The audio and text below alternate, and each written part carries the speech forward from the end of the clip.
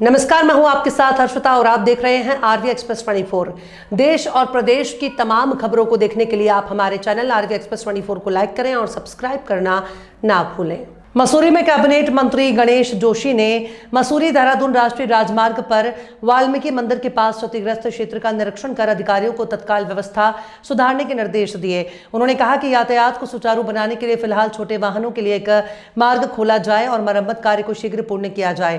निरीक्षण के दौरान मंत्री ने यातायात व्यवस्था पर नाराजगी जताते हुए मसूरी कोतवाल को फटकार लगाई। उन्होंने स्पष्ट निर्देश दिए कि गांधी चौक पर किसी भी स्थिति में वाहन, स्कूल टैक्सी या स्कूटी न खड़ी होने दी जाए। नियमों का उल्लंघन करने वालों के खिलाफ तत्काल कार्रवाई के निर्देश देते हुए उन्होंने सरकारी वाहनों को भी वहां से हटाने को कहा। इसके बाद गांधी चौक स्थित हवाघर में अधिकारियों के साथ बैठक कर मंत्री ने विकास कार्यों की समीक्षा की। उन्होंने मसूरी देहरादून विकास प्राधिकरण को माल रोड के सौंदर्यीकरण कार्य को जल्द पूरा करने के निर्देश दिए। वहीं मसूरी गढ़वाल जल संस्थान के अधिकारियों को शहर में पेयजल व्यवस्था दुरुस्त करने के लिए सख्त निर्देश दिए। मंत्री ने कहा कि 144 करोड़ रुपए की मसूरी यमुना पंपिंग योजना के बावजूद कुछ क्षेत्रों में पानी की समस्या बनी हुई है, जिसे तत्काल दूर किया जाए ताकि उपभोक्ताओं को किसी प्रकार की परेशानी ना हो। वाला कुछ दिन पूर्व किसी व्यक्ति द्वारा अपने पार्क में जो खुदाई कर रहा था उससे एनएच क्षतिग्रस्त हो गया था, मार्ग अवरुद्ध हो गया था। मुझे बार बार फोन आ रहे थे कि इसको खुलवाया जाए। आज मैं एनएच की एक्शन को लेकर खुद मौके पर गया हूँ। फिलहाल हम उसको वन वे के लिए खोल रहे हैं और 5 दिन के बाद पूरा मार्ग खोल दिया जाएगा। इसी प्रकार पर्याप्त यमुना से पर्याप्त पानी मिलने के बावजूद कई जगह पानी की दिक्कतें आ रही हैं और मैं जब यहाँ पर जानकारी ली, इसका मतलब डिस्ट्रीब्यूशन सिस्टम में कहीं कमी है। मैंने अधिकारियों को कहा कि 3 दिन के अंदर आप मौके पर जाकर सुनिश्चित करें कि सब जगह पर्याप्त पानी मिल रहा है। इसी प्रकार मसूरी का जो ब्रिज है उसका टेंडर हो गया है और बॉन्ड होने के बाद तुरंत कुछ दिनों बाद उसका काम भी शुरू हो जाएगा, क्योंकि एक बहुत बड़ी समस्या और उसमें हमने एक कंडीशन ये रखी है। अमूमन सरकार के कामों की समय सीमा 9 महीने होती है।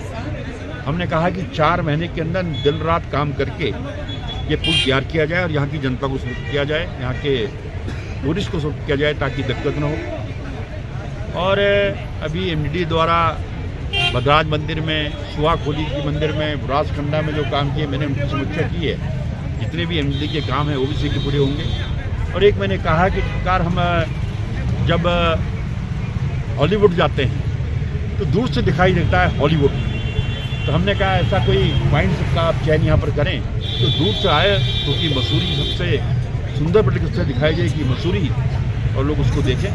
इसके लिए मैंने भी लगातार की नज़र रखी हुई है, लगातार समीक्षा कर रही है और हमारी पूरी कोशिश होगी कि पालिका और सरकार मिलकर एक समय सीमा के अंदर इन सुविधाओं को पूरा करें। अब हरक सिंह जी से अगर अभी आप पूछें कि कल आपने क्या कहा था, उनको याद नहीं होगा। हरक सिंह जी पहले कांग्रेस में थे, फिर बसपा में चले गए, फिर कांग्रेस में आ गए, फिर भाजपा में आ गए, फिर कांग्रेस में चले गए। अब क्या पता कल फिर भाजपा में आ जाए।